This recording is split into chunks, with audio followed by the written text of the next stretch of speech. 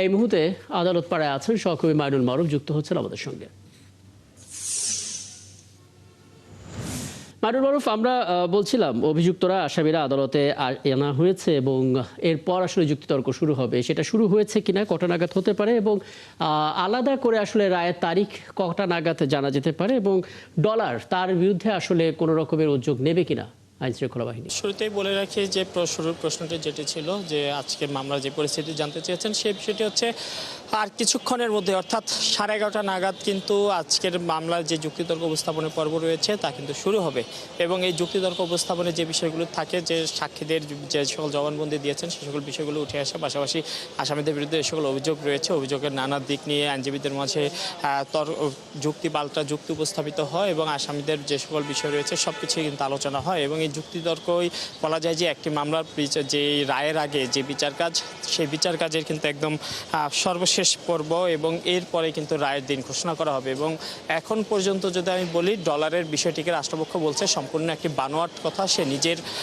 নিজের দোষ ঢাকার জন্য এই বিষয়টি তুলে এনেছে বিচারকে বিতর্কিত করার জন্য এবং যে যারা সাক্ষী দিয়েছেন, যারা দেখেছেন যে সোহেল পালিয়ে যাচ্ছিল, তখন কিন্তু তার সেই সাক্ষীরা কিন্তু বলেছেন যে তারা শুধু সোহেলকেই জানালার গ্রিল কেটে পালিয়ে যেতে দেখেছেন, অন্য কাউকে দেখেননি। অর্থাৎ সাক্ষী দিয়ে কিন্তু বিষয়টি প্রমাণিত হয়েছে এবং রাষ্ট্রপক্ষ কিন্তু এই বিষয়টি বারবার বলেছেন ডলার নামে কোনো ব্যক্তির উপস্থিতি ছিল না সেখানে। সেই বিষয়টি সে নিজে বাঁচার জন্য, আরেকজনের উপর দোষ চাপানোর জন্য বা মামলাকে অন্যদিকে প্রবাহিত করার জন্যই কিন্তু বারবার এই বিষয়টি সামনে আনছেন এবং আজকে যুক্তিতর্ক উপস্থাপন কিছুক্ষণের মধ্যেই শুরু হবে এবং এই যুক্তিতর্ক উপস্থাপন শেষে মামলাটি রায়ের জন্য যাবে এবং আশা করা যায় যে রাষ্ট্রপক্ষ যেমনটি আমাদের সাথে কথা বলেছে, রাষ্ট্রপক্ষের কথা তারা যেমনটা জানিয়েছে যে আগামী রবিবার বা আগামী সপ্তাহের যে কোনো দিনে কিন্তু রায় হতে পারে। যেহেতু আমরা দেখেছি যে এই মামলাটি অতি দ্রুত এগিয়েছে, একদিনই 16 জন সাক্ষীর সাক্ষ্য গ্রহণ করে সাক্ষীর যেই ধাপটি রয়েছে তা শেষ হয়েছে। পরবর্তীতে যেই আসামি পক্ষের যেই বক্তব্য তা কিন্তু গতকাল হয়েছে এবং আমরা দেখেছি বেশি সময় কিন্তু নেয়নি।